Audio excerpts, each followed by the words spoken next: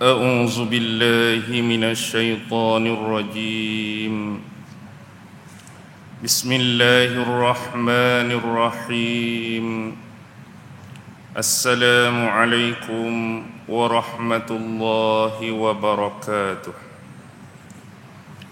الحمد لله رب العالمين وبه نستعين على أمور الدنيا والدين والصلاة والسلام على أشرف الأنبياء والمرسلين وعلى آله وصحبه أجمعين سبحانك لا علم لنا إلا ما علمتنا إنك أنت العليم الحكيم قال رب اشرح لي صدري ويسر لي أمري واحلل عقدة من لساني يفقه قولي اللهم يسر ولا تعسر اللهم صل على سيدنا محمد وعلى آله وصحبه وسلم ولا حول ولا قوة إلا بالله العلي العظيم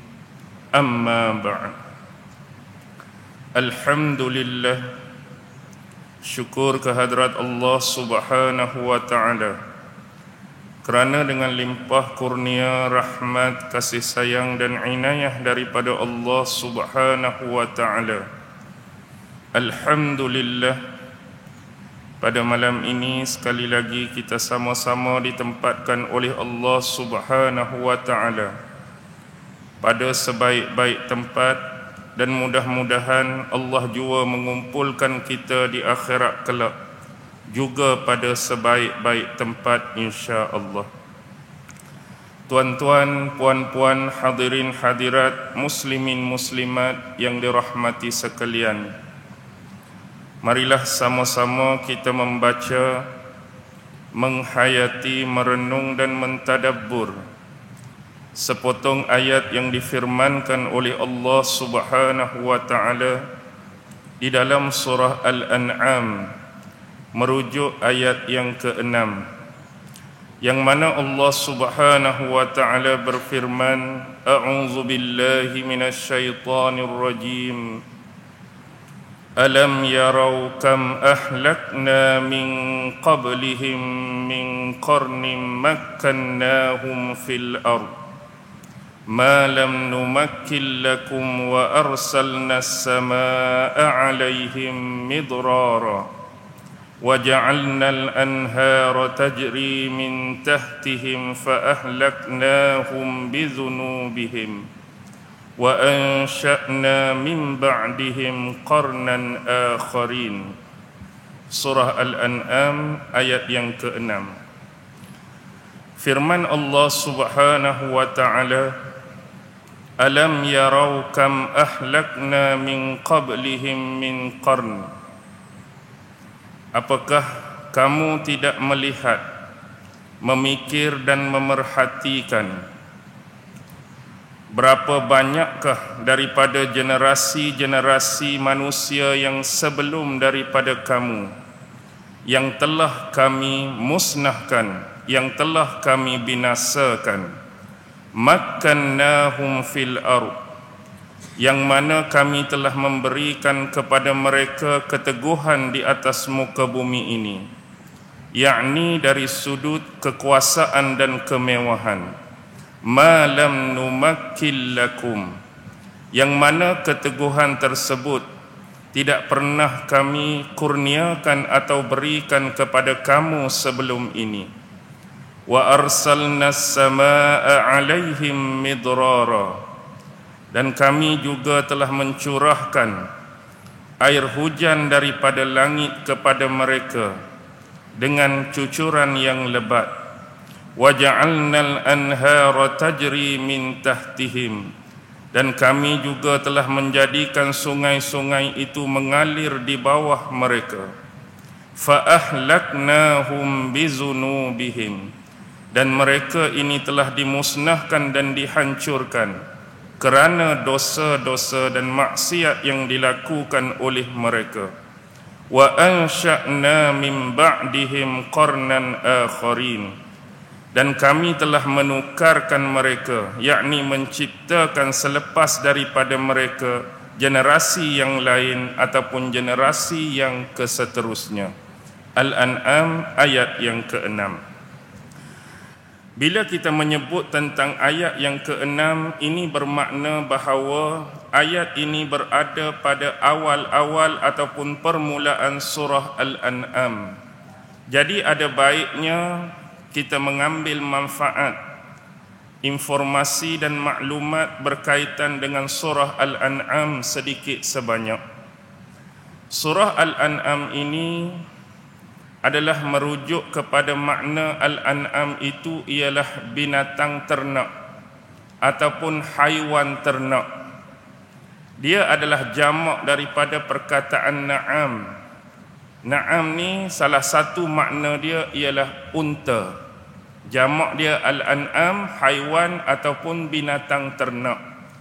Jadi apakah hubungan nama surah ini, binatang atau haiwan ternak, dengan isi kandungan dan maklumat yang ingin disampaikan oleh Allah Subhanahu wa taala berkaitan dengan surah Al-An'am?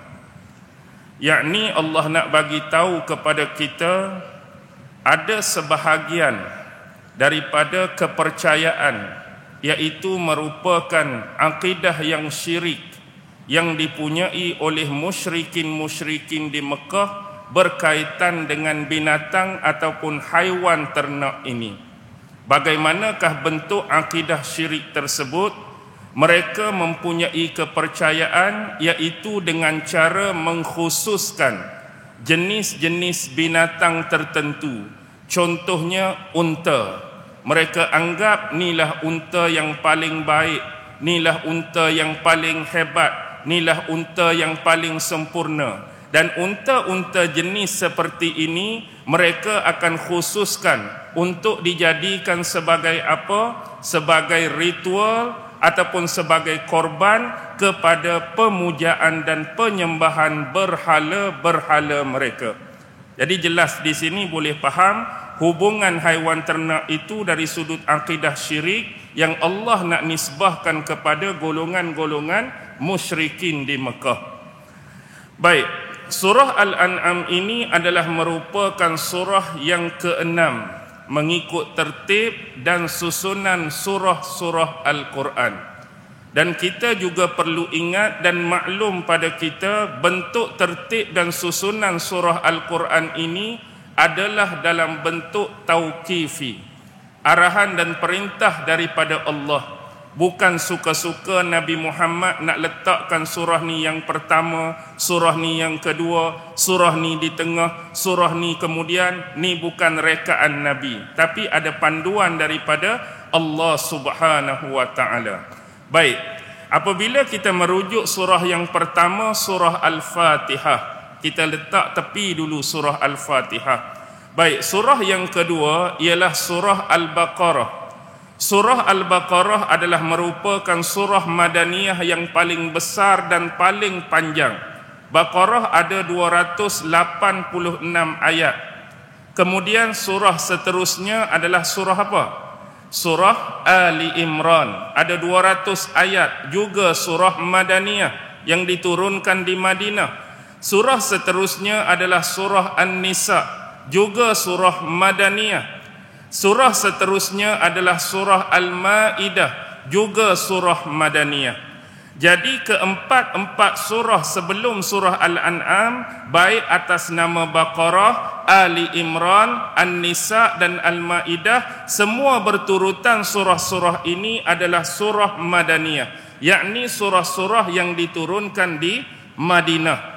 Tetapi bila masuk surah yang ke-6, iaitu surah Al-An'am, ini adalah surah yang pertama mengikut tertib dan susunan Al-Quran adalah surah Makkiyah. Dan ini adalah surah Makkiyah yang paling besar.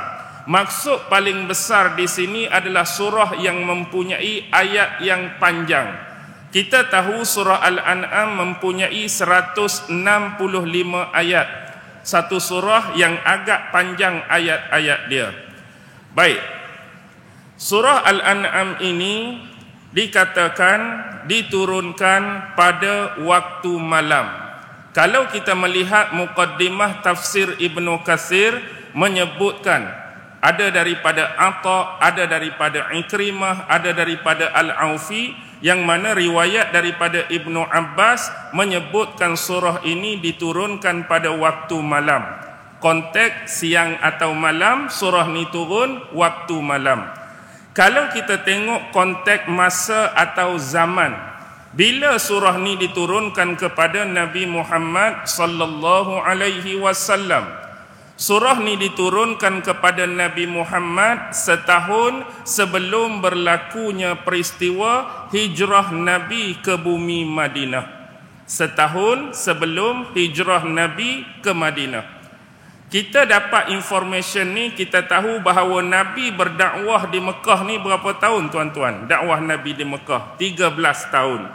Jadi kalau sebut setahun sebelum hijrah, maksudnya waktu surah ini diturunkan sudah hampir 12 tahun Rasulullah mendakwah dan mentablilkan Al-Quran, wahyu dan firman-firman Allah ini kepada musyrikin-musyrikin di Mekah. Tuan-tuan tentu boleh bayangkan tempoh dan masa 12 tahun menyampaikan dakwah dan risalah ni bukan tempoh yang pendek, bukan tempoh yang singkat. Kita hari ini bertindak sebagai ustaz, bertindak sebagai penceramah, baru berceramah 3-4 tahun, baru ceramah 5-6 tahun. Tapi buat masa ni Rasulullah dah hampir 12 tahun menyampaikan dakwah, tetapi tindak balas yang diterima oleh Rasulullah masih tetap sama. Kalau awal-awal dulu duk lawan Nabi, kalau awal-awal dulu duk tentang Nabi, dalam tempoh 12 tahun pun perangai dan sifat mereka masih tetap sama. Lagu tu juga, tetap lawan Nabi, tetap ingkar kepada Allah dan Rasulnya. Baik, konteks surah ini diturunkan juga diceritakan dalam banyak riwayat. Kalau dalam tafsir Imam Ibnu Katsir disebutkan 6 hingga 7 riwayat. Antaranya menyebut sewaktu surah ini diturunkan, termasuk di dalamnya malaikat Jibril dan mengiringinya hampir 70,000 malaikat yang lain. Jadi konteks penurunan surah ini kepada Nabi diturunkan oleh malaikat Jibril bersama dengan 70,000 malaikat yang lain. Bahkan ada satu riwayat daripada Imam Sufyan As-Sauri, seorang ulama besar yang hebat. Beliau meriwayatkan daripada Lais, daripada Syahru ibnu Hausyab, daripada Asma binti Yazid. Jadi Asma binti Yazid ni menyebutkan bahawa ketika surah ini diturunkan kepada Rasulullah sallallahu alaihi wasallam, keadaan Rasulullah pada waktu itu berada di atas tunggangan seekor unta. Waktu surah ni nak turun pada Nabi, Nabi pada masa tu duduk atas belakang seekor unta. Dan orang yang sedang memegang tali kekangan ataupun tali kendalian unta pada waktu tu diri dia sendiri. Hak riwayat tu Asma binti Yazid. Dan dia nak gambarkan atau nak habaq kepada kita betapa besar dan beratnya surah ini sewaktu penurunan surah Al-An'am ini hampir-hampir mematahkan tulang-tulang unta yang sedang ditunggangi oleh Rasulullah sallallahu alaihi wasallam. Nak habaq betapa beratnya surah ini. Jadi inilah nak menunjukkan kemuliaan surah Al-An'am, kerana kalau kita memerhatikan kepada surah-surah besar ataupun surah-surah yang mempunyai ayat yang banyak, kebiasaannya surah-surah ini diturunkan secara tadarruj, sedikit demi sedikit, 2 ayat, 3 ayat, 5 ayat sehingga membentuk satu surah. Tapi surah Al-An'am ini diturunkan hampir sekaligus.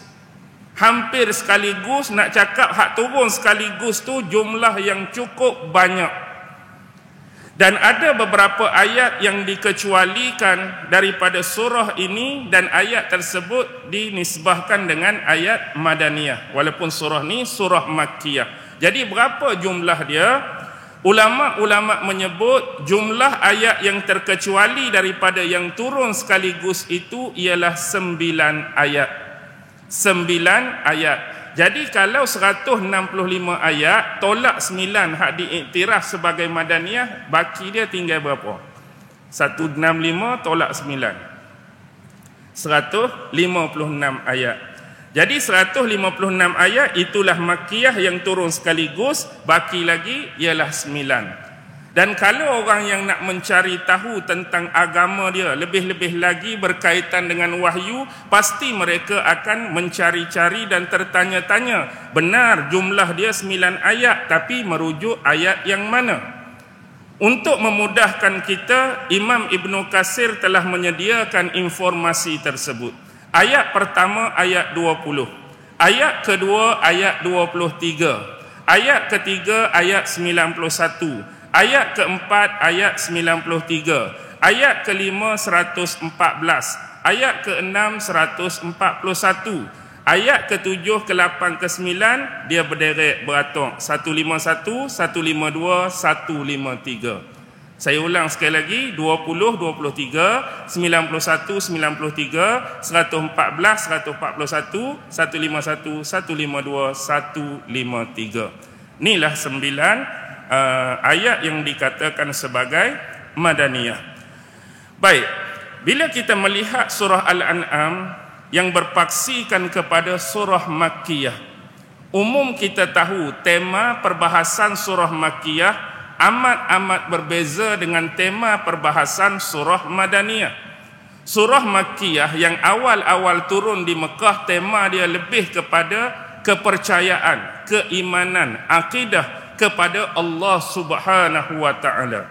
Ayat-ayat tersebut menceritakan bagaimanakah untuk mengenal Allah dengan sebenar-benar pengenalan, bagaimanakah cara beriman kepada Allah dengan cara yang sebenar. Kalau kita nak beribadah, kalau kita nak mengibadahi Allah, bagaimanakah cara nak mengibadahi Allah, menyembah Allah, sujud kepada Allah dengan cara yang sebenar.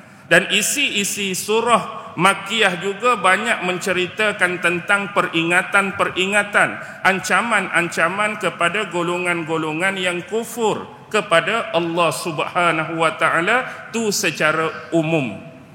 Baik, untuk lebih mudah kita faham flow turutan dia punya surah-surah ni macam ni. Bila Allah berbicara mengenai surah Al-Baqarah, Allah menceritakan tentang satu golongan yang sesat.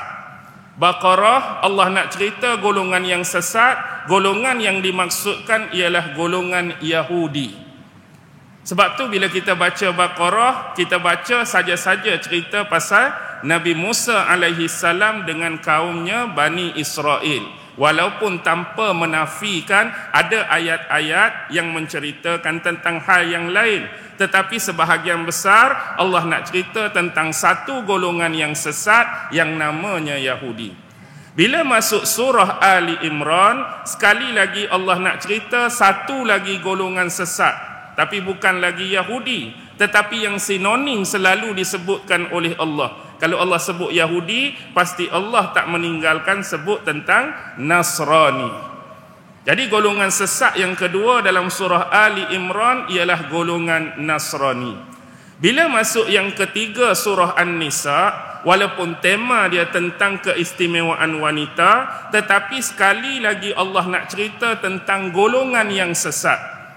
Golongan sesat mana yang Allah nak cerita dalam surah An-Nisa? Iaitu golongan munafiqin. Golongan munafik. Sebab bila kita sebut munafik ni, sifat munafik ni dia tak kenal bangsa.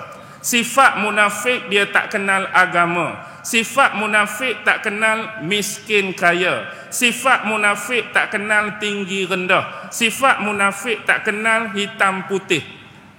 Dia boleh terkena kepada sesiapa saja. Tak ada jaminan sifat ni tak boleh terlekat pada kita atau sifat ni teramal pada kita. Jadi tak ada jaminan. Jadi berhati-hatilah dengan golongan munafik.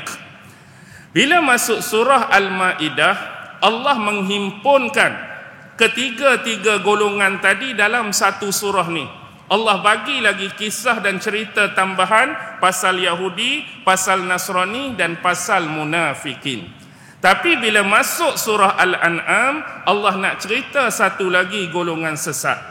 Agak-agak golongan mana? Yahudi dah, Nasrani dah, munafik dah. Jadi kita boleh kesan daripada hak saya bagi tahu awal tadi, hubungan binatang ternak dengan akidah kesyirikan. Yang bab surah Al-An'am, Allah nak cerita satu lagi golongan sesat, ialah golongan musyrikin, iaitu golongan-golongan yang mempersekutukan Allah, golongan yang mensyarikatkan Allah. Bahasa orang kampung, bahasa kitab Jawi, golongan yang menduakan Allah. Jadi inilah keempat-empat golongan yang paling awal. Bila kita baca Quran, Allah cerita Yahudi, Nasrani, munafik, musyrikin. Supaya kita benar-benar mengenali keempat-empat golongan ini dengan sebenar pengenalan. Apakah sifat-sifat yang dipunyai oleh mereka? Apakah ciri-ciri khas yang ada pada mereka? Apakah perangai-perangai yang telah mereka buat sehingga perbuatan mereka itu mengundang kemarahan dan kemurkaan Allah? Jadi kita belajar tentang empat-empat golongan ini bukan nak kutuk mereka, bukan nak suruh laknat mereka, tapi untuk muhasabah diri, mempelajari supaya ciri mereka, sifat mereka, perangai mereka tadi tak kena pada kita. Tu je. Jadi belajar ni bila kita tengok, oh ni sebab Allah marah dekat Yahudi, jadi jangan buat perangai yang sama. Ni sebab Allah murka kepada Nasrani, jangan bagi sifat tu ada pada kita. Ni sebab Allah marah munafik, jangan bagi sifat munafik tu ada pada kita. Ni sebab Allah marah pada golongan syirik, janganlah kamu mensyirikkan Allah. Simple, cukup mudah. Jadi bila berbicara mengenai surah Al-An'am, ulama-ulama membahagikan surah ini kepada dua bahagian. Bahagian yang pertama bermaksud merujuk ayat pertama sampai ayat 117. Di sini Allah nak menceritakan tentang akidah-akidah syirik. Maksudnya bentuk syirik yang berkaitan dengan akidah, yang berkaitan dengan pemahaman, yang berkaitan dengan i'tiqad, yang berkaitan dengan kepercayaan. Tapi bila masuk bahagian yang kedua, 118 sampai akhir 165, Allah nak menceritakan tentang amalan-amalan yang boleh menyebabkan kita jatuh pada syirik. Hak pertama tadi bentuk akidah yang syirik. Yang kedua, apakah amalan-amalan, perbuatan-perbuatan yang kalau kita buat benda tu boleh menyebabkan kita ni jatuh pada perbuatan-perbuatan yang dikategorikan sebagai syirik. Jadi ini adalah merupakan satu peringatan dan boleh memotivasikan diri kita, atau kita istilahkan dalam ilmu psikologi self reinforcement. Biar benda ni jadi motivasi supaya sifat dan ciri tadi tak ada pada kita setakat kemampuan yang diberikan oleh Allah Subhanahu wa taala dan disiplin-disiplin ilmu yang kita pelajari. Okey, surah ni juga dibahagikan kepada dua komponen. Apakah dua komponen tersebut? Biasanya tema perbahasan tauhid ini dia lebih kepada ancaman dan peringatan. Sebab itulah ada ulama-ulama yang membahagikan pertama surah Ayyamillah, yang kedua surah Alaillah. Pertama Ayyamillah, yang kedua Alaillah. Apakah maksud Ayyamillah? Maksud Ayyamillah ialah hari-hari Allah. Jangan bila sebut hari-hari Allah kita fikir kalau kita ni manusia ada hari Ahad, ada Isnin, ada Selasa, ada Rabu. Bukan tu dia. Ataupun Sunday, Monday, Tuesday, bukan tu. Hari-hari Allah di sini bermaksud ayat-ayat di dalam Al-Quran ini yang Allah ceritakan tentang umat-umat ataupun kaum-kaum yang terdahulu sebelum daripada Nabi Muhammad sallallahu alaihi wasallam. Yang mana umat-umat terdahulu bila mereka berhadapan dengan utusan-utusan Allah, tak kira baik atas nama Nabi, tak kira baik atas nama Rasul, mempunyai sifat dan kes yang sama sebagaimana yang dihadapi oleh Nabi Muhammad dengan kafir musyrikin di Mekah waktu tu. Kes yang sama. Bila mari Nabi, bila mari Rasul sampaikan dakwah, sampaikan risalah, umat terdahulu lawan Nabi mereka, lawan Rasul mereka. Tak kiralah nama dia Nabi Nuh ke, nama dia Nabi Hud ke, nama dia Nabi Saleh ke, semua ada perlawanan, ada penentangan daripada umat dan kaum masing-masing. Begitu juga waktu ni diturunkan ni, Nabi Muhammad tu ada lagi. Nabi Muhammad sedang menyampaikan dakwah dan risalah, menerima nasib yang sama, geng ni tetap duk lawan Nabi. Jadi Allah dah cerita umat terdahulu, bila mereka tu lawan Nabi, apakah kesudahan nasib yang diterima oleh mereka. Allah cerita sekali. Duk lawan-lawan tak dengar kata juga, tengok umat Nabi Nuh. Apa jadi kat mereka? Allah hukum mereka dengan banjir yang besar. Berkesudahan demikian. Mari umat Nabi umat Nabi Hud, kaum Ad tu, ini nasib dia. Nabi Saleh, ini nasib dia. Umat Nabi Ibrahim, ini nasib dia. Umat Nabi Lut diterbalikkan bumi oleh Allah, kaum Sodom tu. Jadi ayat-ayat macam ni untuk memberi peringatan dan ancaman bahawa depan kamu sekarang ni seorang Nabi, dia tu Rasul. Sebagaimana umat terdahulu berhadapan dengan Nabi dan Rasul mereka, bila mereka lawan, itulah Allah balas, itulah Allah hukum. Kamu tak takut tak kalau Allah beri benda yang sama pada kamu akibat lawan Nabi dan Rasul, nama Muhammad hak duduk dakwahkan kamu sekarang ni. Itu maksud ayyamillah. Yang kedua, alaillah bermaksud nikmat-nikmat pemberian Allah. Jadi untuk menguatkan, mengukuhkan hubungan tauhid ni, kita perlu kenal Allah. Jadi bila kita menganggap Allah ni sebagai pencipta kita, Allah mengurniakan dengan kehebatannya, dengan kekuasaannya, dengan kemahabijaksanaannya, dia mengurniakan nikmat-nikmat yang banyak. Dia cipta bumi, dia cipta galaksi, dia cipta planet-planet, dia cipta cakrawala, bulan, bintang, matahari. Di bumi hak kita duduk ni ada sungai, ada laut, ada sumber air, ada pokok, ada tumbuhan macam-macam. Benda-benda tadi adalah sebagai pengukuh untuk kita mengenal dan mentauhid diri kita kepada Allah. Jadi kamu tak fikir ke dalam keadaan kamu menolak dan menentang utusan Allah, dalam masa yang sama sebenarnya kamu sedang menolak Allah. Kamu sedang menentang Allah. Sedangkan dalam masa yang sama, Allah yang kamu tentang, utusan Nabi dan Rasul yang kamu tentang tu dah bagi nikmat yang begitu banyak pada kamu. Tak boleh nak fikir ke benda tu? Okey, tu maksudnya hubungan dia. Jadi tuan-tuan boleh nampak dah benda ni. Secara umum kita ambil sebagai muqaddimah surah Al-An'am. Jadi kembali kepada ayat. Alam yarau kam ahlakna min qablihim min qarnin. Apakah kamu di sini merujuk kepada kafir-kafir musyrikin di Mekah pula. Merujuk kepada mereka, dan kepada mereka lah ayat ini diturunkan secara khusus. Tetapi secara umumnya ayat ini boleh kita guna pakai kepada sesiapa pun, pada setiap masa, setiap zaman, setiap tempat, setiap keadaan, bagi mereka yang mempunyai sifat yang sama seperti mereka. Sifat yang Allah cerita, mereka ni melakukan kesyirikan kepada Allah. Jadi khusus waktu tu ayat ni turun pada mereka. Tetapi ayat ni umum terpakai barang siapa yang buat benda yang sama macam mereka. Orang yang melakukan syirik pada akidah, orang yang melakukan syirik pada amalan pun boleh diguna pakai untuk ayat ni secara umum. Jadi tidakkah kamu memerhatikan dan memikirkan apa dia? Kam ahlakna min qablihim min qarnin. Kam di sini berapa banyak? Kalau merujuk kepada ilmu nahwu sebagai contoh, lafaz kam di sini bermaksud dia berada pada condition dan kedudukan nasab. Maksudnya dia adalah maf'ul muqaddam bagi lafaz ahlakna, bukan maf'ul bagi kalimah alam yarau.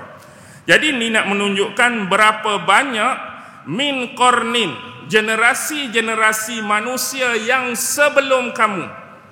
Allah suruh mereka berfikir, Allah suruh mereka ni tiun pemikiran mereka.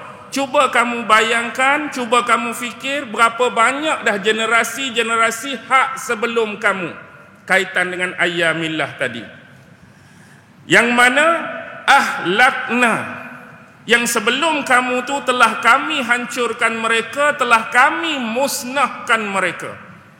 Mereka musnah ni sebab apa? Sebab keingkaran mereka kepada Allah. Sebab mereka mendustakan ayat-ayat Allah. Mereka mendustakan utusan-utusan Allah. Itu sebab mereka dimusnahkan dan dihancurkan oleh Allah Subhanahu wa ta'ala.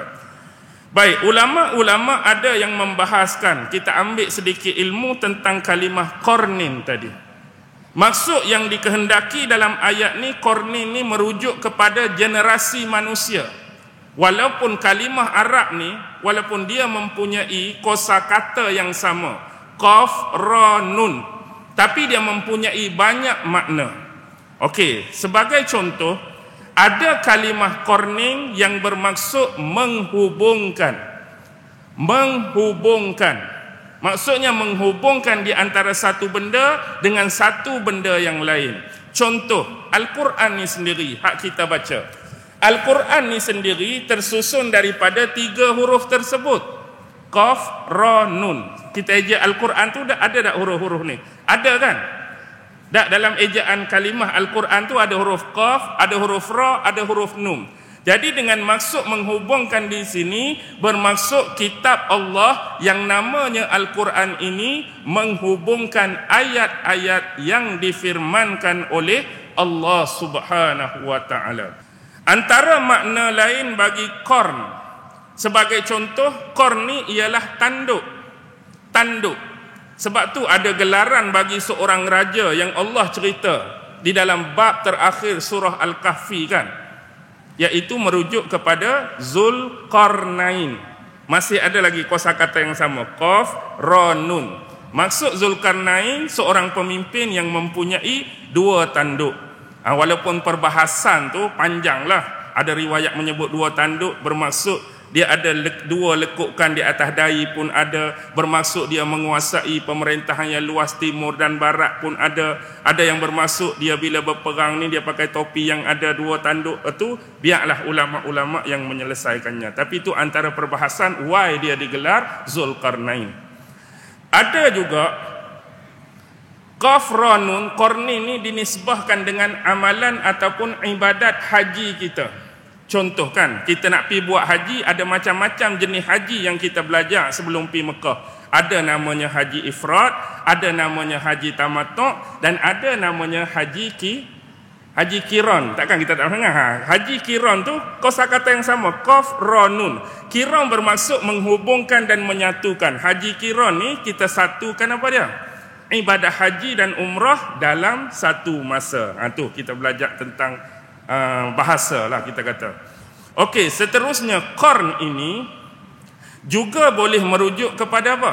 Boleh merujuk kepada generasi manusia yang hidup pada suatu-suatu masa atau satu-satu zaman. Inilah makna qarn yang dikehendaki dalam ayat ni, merujuk kepada generasi manusia. Dia diambil daripada kalimah iktiran, bermaksud satu generasi yang menghubungkan kepada generasi yang keseterusnya. Baik, kalau kita buka tafsir Al-Qurtubi, tafsir Imam Qurtubi yang bernama Al-Jami' li Ahkamil Quran, dia datangkan satu kata-kata daripada seorang penyair. Kalaulah pergi ataupun berlalu satu generasi yang kamu pernah hidup di dalamnya. Dengar baik-baik. Kalau dah berlalu, dah pergi, satu generasi yang kamu pernah hidup di dalamnya, tiba-tiba kamu hidup lagi pada generasi seterusnya, nescaya kamu akan dianggap sebagai orang-orang yang terasing pada generasi tersebut. Kalau dah berlalu, habis dah satu generasi yang kamu pernah hidup dalam generasi itu, tiba-tiba Allah bagi kamu umur yang panjang sampai kamu boleh hidup pada generasi yang sesudahnya atau seterusnya, nescaya kamu akan dianggap orang yang terasing, orang asing dalam generasi tersebut. Syair ini disebutkan hasil cantuman, satu daripada Ibnu Manzur dalam kitab dia Lisanul Arab, satu lagi disebutkan oleh Al-Jauhari dalam kitab dia As-Sihah. Okey. Seterusnya, hubung kait untuk mengesahkan ni adalah makna yang dikehendaki, sebagaimana juga satu hadis yang diriwayatkan oleh banyak imam-imam hadis. Hadis ni ada dalam Sahih Bukhari, ada dalam Sahih Muslim, ada dalam Sunan At-Tirmizi, ada dalam Sunan Ibnu Majah, dan ada dalam Musnad Imam Ahmad. Hadis ni masyhur yang selalu kita dengar. Rasulullah pernah menyebut khairun nasi qarni. Sebaik-baik kurun adalah kurun aku. Rasulullah guna perkataan kurun tu merujuk ke sebaik-baik manusia yang hidup di satu-satu masa tu adalah masa aku, yakni as-sahabah, summal ladzina yalunahum, summal ladzina yalunahum. Kemudian generasi yang sesudahnya, kemudian generasi yang sesudahnya. Lepas sahabat, zaman tabi'in, lepas zaman tabi'in, zaman tabi'in. Itu adalah sebaik-baik generasi. Dan dalam lafaz hadis tu Rasulullah guna qarni, kurun aku, bermaksud generasi yang hidup pada zaman aku. Itu makna dia. Walau bagaimanapun ada satu lagi makna kurun yang sama kita sebut bahasa Melayu hari ni, satu kurun itulah tempoh masa. Satu kurun bermaksud berapa ratus tahun? 100 tahun. Tapi kalau tuan-tuan buka tafsir Ibnu Katsir, maafkan saya, tuan-tuan buka tafsir Imam Qurtubi, dia ada buat penjelasan kurun berkaitan dengan tafsir ayat ni. Dia kata ada sebahagiannya menyebut satu kurun bersamaan 60 tahun. Ada sebahagian satu kurun 70 tahun. Ada sebahagian satu kurun 80 tahun. Dan ada sebahagian satu kurun sama seperti yang disepakati sekarang 100 tahun. Yang 100 tahun inilah diamalkan dan dianut oleh ulama-ulama ahli hadis. Ulama-ulama ahli hadis menetapkan hak banyak-banyak tadi 60, 70, 80, satu kurun tu merujuk kepada 100 tahun. Jadi bagaimana penetapan ini dibuat? Ada argumentasi dia, ada dalil, ada hujah. Ulama-ulama hadis ini menggunakan satu hadis daripada Rasulullah sallallahu alaihi wasallam. Hadis ni diriwayatkan oleh Al-Imam Ibnu Asir dalam kitab dia An-Nihayah. Tuan-tuan boleh rujuk. Iaitu Rasulullah pernah menyebutkan satu benda kepada seorang sahabat yang bernama Abdullah bin Busr. Rasulullah sebut kepada Abdullah bin Busr, kamu akan hidup selama satu kurun. Rasulullah sebut kat sahabat tu, kamu akan hidup selama satu kurun. Dan bila lihat kepada kehidupan dia selepas tu, dia hidup selama 100 tahun. Jadi berdalilkan kepada riwayat tersebut, satu kurun dimaknakan dengan 100 tahun. Okey, itulah perbahasan tentang qarni. Makkannahum fil ardi ma lam numakkil lakum. Yang mana umat-umat sebelum ini yang dimaksudkan itu, kami telah memberikan keteguhan kepada mereka di atas muka bumi. Kami memberikan keteguhan kepada mereka di atas muka bumi. Keteguhan di sini bermaksud memberikan kekuasaan dan kemewahan kepada mereka. Yang mana keteguhan tersebut malam numakil lakum, yang tak pernah kami berikan kepada kamu sebelum ni. Jadi mengapa kamu nak berlaku sombong kepada kami? Nak berlaku sombong kepada aku sebagai pencipta kamu? Nak berlaku sombong kepada utusanku yang bernama Muhammad sallallahu alaihi wasallam?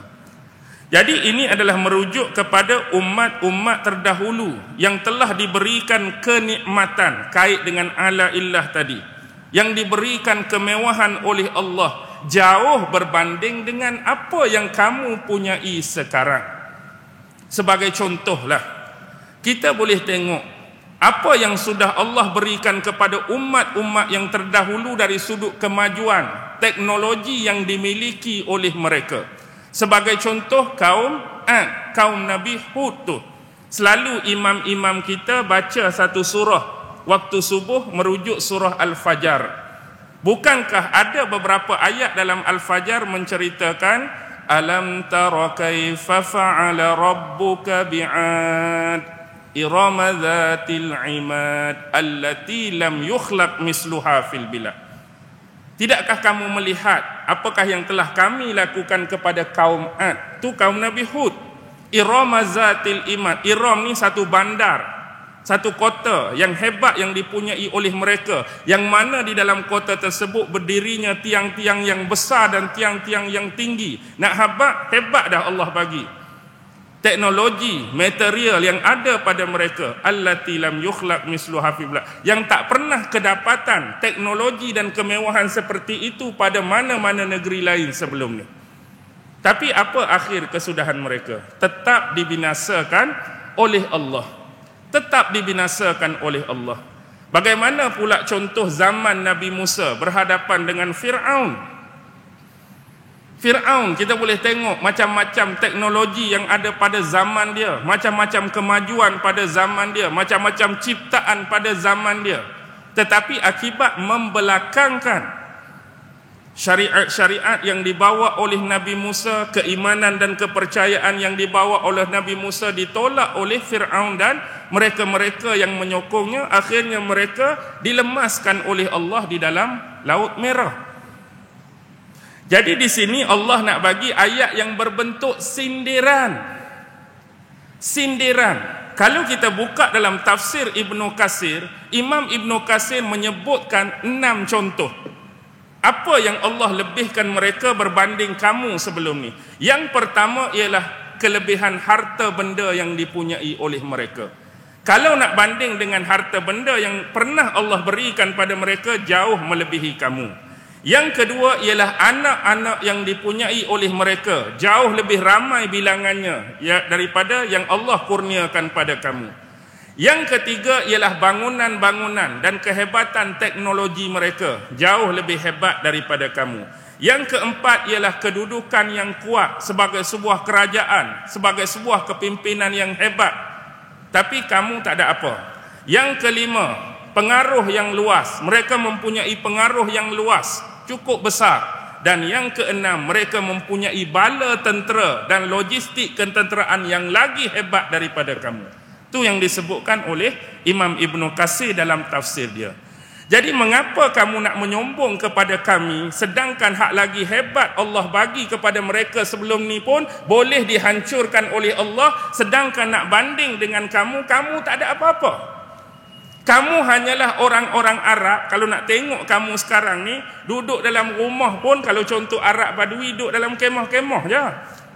Kemah-kemah, tengah panas, tengah padang pasir. Jadi nak bandingkan dengan hak Allah bagi pada kamu tu, jauh ke tak jauh? Jauh lah. Mereka ada bangunan tiang besar-besar, teknologi tu ni. Kamu duduk tengah padang pasir, nak sombong dengan aku? Ayat orang kampung lah nak bagi mudah. Kami dah beri keteguhan atas muka bumi dan mereka.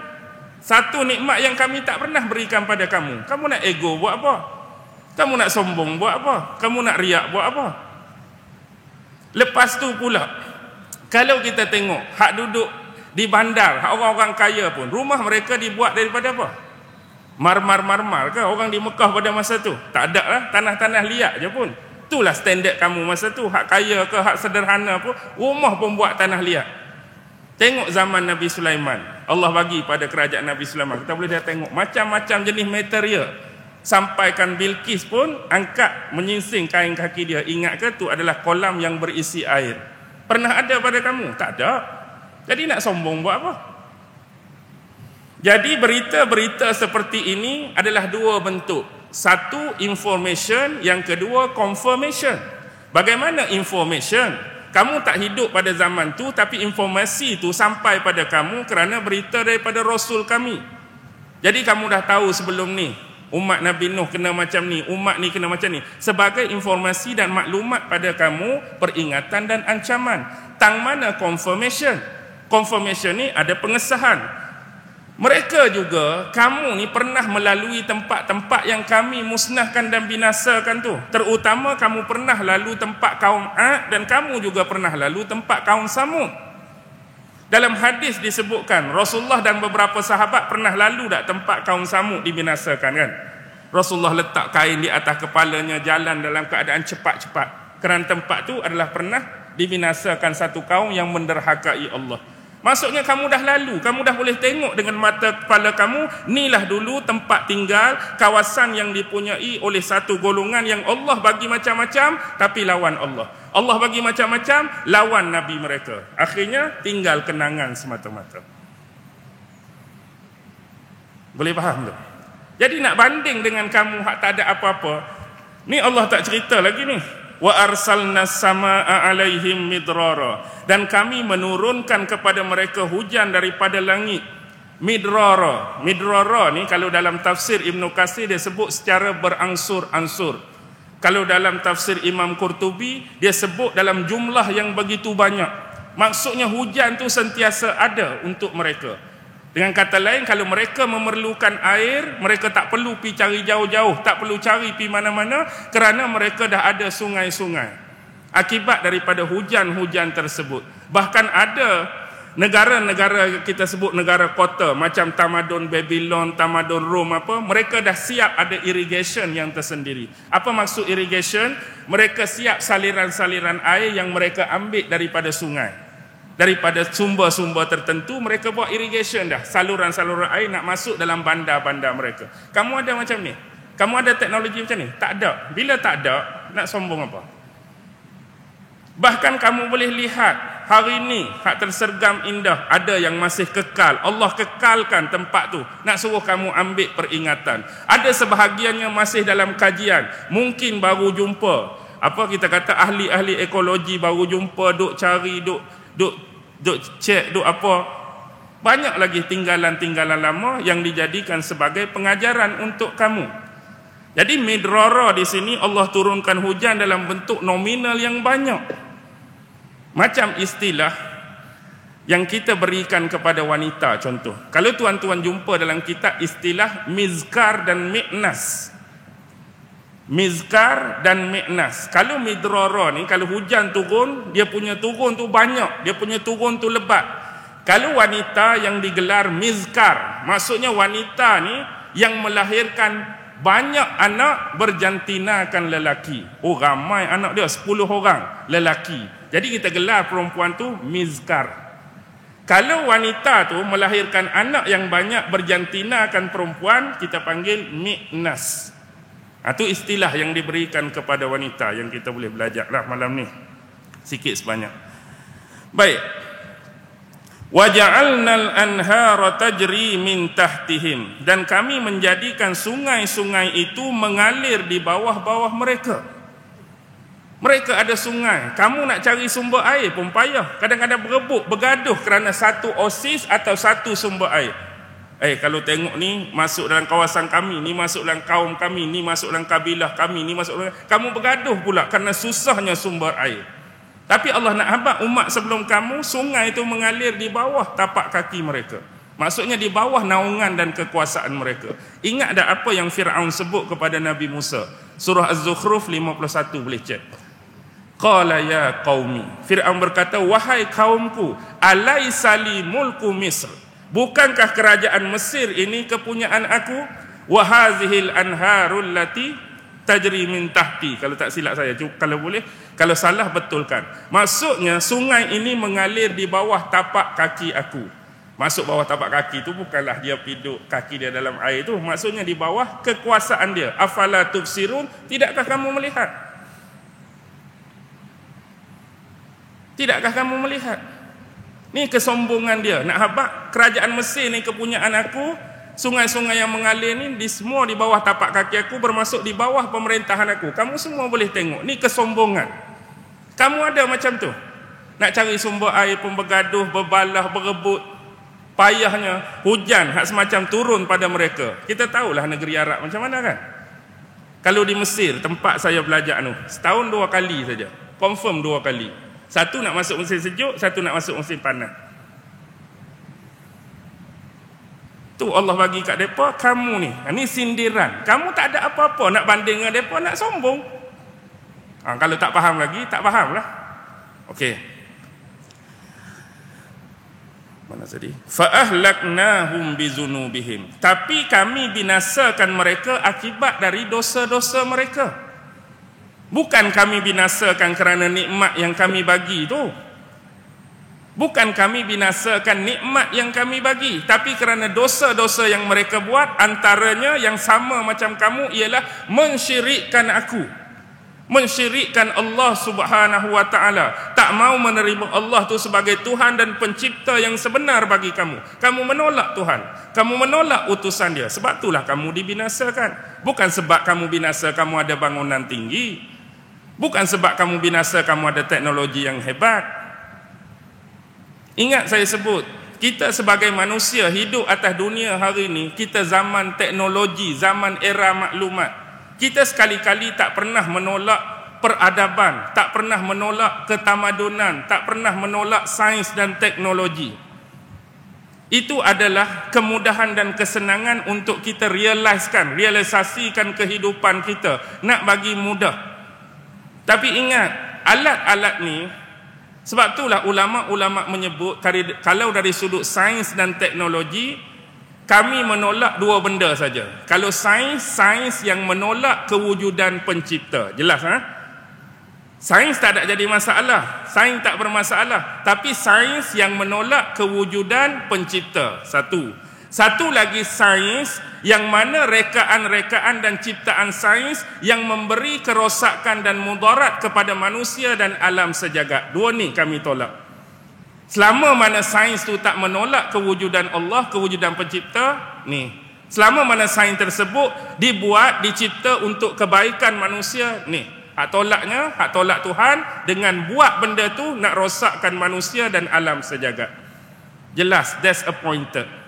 Jadi benda-benda teknologi ni adalah satu benda untuk memudahkan kehidupan manusia. Dengan kata lain, bila dia berada di tengah kita, dia boleh membawa jalan kepada pahala, dia boleh membawa jalan kepada neraka. Kepada pahala, dosa, syurga, neraka. Tak, contoh ni hak paling mudah depan tuan-tuan. Ini hasil ciptaan sains dan teknologi. Buat rakaman ulama mengajar, buat rakaman tok guru mengajar, buat rakaman untuk didik anak-anak di sekolah. Benda tu boleh menyumbang dan menyalurkan kepada pahala. Tapi kalau tuan rakam benda-benda mengarut, benda-benda maksiat, benda-benda lucah, tuan-tuan sendiri sedia maklum dia akan tala ke mana. Jadi bukan salah pada penciptaan sains dan teknologi tu. Bagaimana anda mengguna dan mengarahkan benda tu, boleh pergi pahala, boleh pergi dosa. Dan automatik pahala dosa terkait syurga dan neraka. Ingat jelas. Akhir ni, wa ansha'na min ba'dihim qarnan akharin, dan kami akan ciptakan selepas daripada mereka qarnan, generasi yang keseterusnya. Kalau hak ni tak beriman, hak ni dihancurkan, Allah buat generasi lain dan dia tak akan putus. Generasi demi generasi akan ada sehinggalah ditetapkan oleh Allah dunia ni dikiamatkan, habis. Banyak lepas kamu ni, kalau kamu mati, Allah akan buat generasi lain. Mati hak tu lagi. Selagi dunia tak kiamat akan berterusan. Tapi walaupun generasi ni berterusan, kalau perangai masih sama, sifat masih sama mensyirikkan Allah, itulah dia balasan yang Allah akan kenakan. Jadi di sisi Allah, kamu ni tak ada lebih berbanding mereka. Di sisi Allah, kamu ni tak ada kelebihan berbanding mereka. Umat hak sebelum ni, mereka lagi hebat. Dan depan kamu sekarang adalah Rasul yang terbaik, nak dibandingkan dengan ketimbang Rasul yang dipunyai oleh mereka sebelum ni. Mereka juga ada Nabi, tapi hadut depan kamu ni Nabi yang terbaik. Di antara Nabi-Nabi yang ada, tiba-tiba kamu buat perangai. Jadi kalau Allah nak hukum, kalau Allah nak azab, kalau Allah nak hancurkan, kamu yang lebih aula diutamakan untuk dihancurkan. Kalau tak dengar kata juga. Okey, faham Panjang lagi dia punya syarah, tapi akibat masa. Jadi saya harap walaupun satu ayat dapat memberikan sedikit kefahaman kepada kita berkaitan nas Al-Quran yang dibacakan tadi. Cuma main point malam ini, janganlah sesekali kita melakukan kesyirikan kepada Allah, baik dalam bentuk akidah, baik dalam bentuk amalan-amalan perbuatan. Jadi masing-masinglah muhasabah diri dan menjaga keimanan masing-masing daripada terjebak dan terjatuh kepada perkara-perkara yang menjadi kemurkaan Allah Subhanahu wa taala. Wallahu alam. A'udzu billahi minasy syaithanir rajim. Bismillahirrahmanirrahim.